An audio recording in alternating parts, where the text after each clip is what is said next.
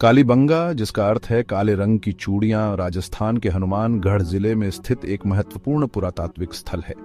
यह सिंधु घाटी सभ्यता का एक प्रमुख केंद्र था, जो लगभग 2900 ईसा पूर्व से 1900 ईसा पूर्व तक फली फूली। यह स्थल घग्गर हकरा नदी, जिसे प्राचीन सरस्वती नदी माना जाता है, के किनारे बसा था। कालीबंगा की खोज ने सिंधु घाटी सभ्यता की भौगोलिक सीमाओं को और आगे बढ़ाया और इस प्राचीन सभ्यता की हमारी समझ को समृद्ध किया। यह स्थल 2 टीलों में विभाजित है।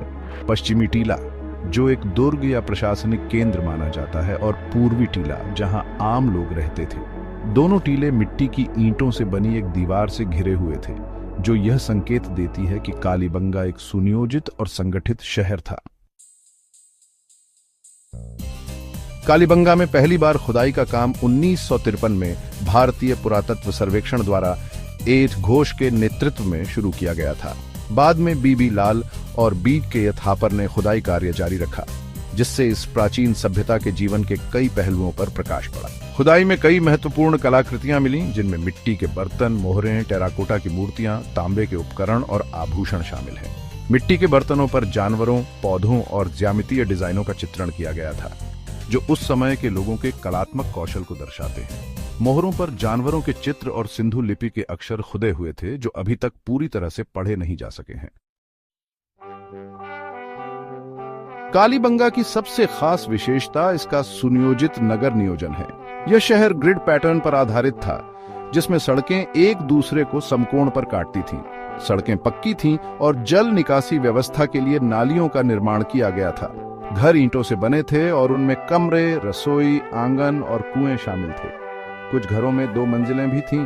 यह सुनियोजित नगर नियोजन सिंधु घाटी सभ्यता के लोगों के उन्नत नागरिक बोध को दर्शाता है।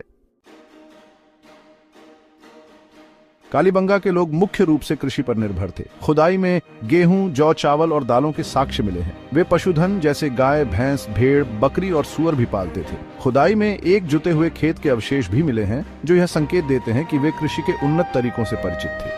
कालीबंगा के लोग सिंधु घाटी सभ्यता के अन्य केंद्रों के साथ व्यापार भी करते थे। कृषि और पशुपालन। कालीबंगा के निवासी कुशल किसान और पशुपालक थे। गेहूं और जौ जैसी फसलें उगाई जाती थीं और भेड़, बकरियां और मवेशी जैसे जानवरों को पालतू बनाया जाता था। एक हल से बनाई गई जुताई की रेखाओं की खोज से पता चलता है कि वे उन्नत कृषि पद्धतियों का उपयोग करते थे। व्यापार और वाणिज्य। कालीबंगा सिंधु सभ्यता के अन्य शहरों के साथ साथ मेसोपोटामिया जैसी दूर की सभ्यताओं के साथ एक संपन्न व्यापार और वाणिज्य केंद्र था।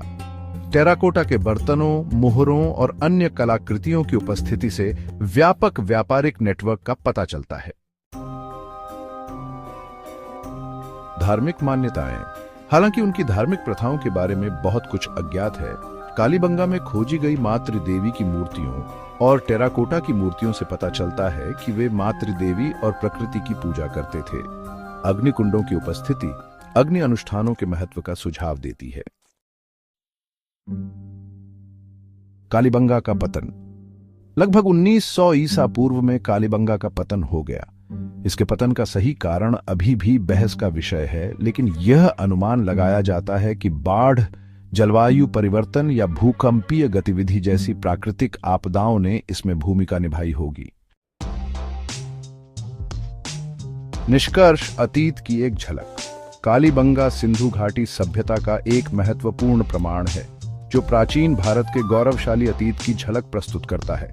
इसके सुनियोजित शहर, उन्नत कृषि पद्धतियों और संपन्न संस्कृति ने भारतीय इतिहास और विरासत को समृद्ध किया है। कालीबंगा की खोज ने सिंधु सभ्यता की हमारी समझ को व्यापक बनाया है और आगे के शोध और अन्वेषण के लिए रास्ते खोले हैं।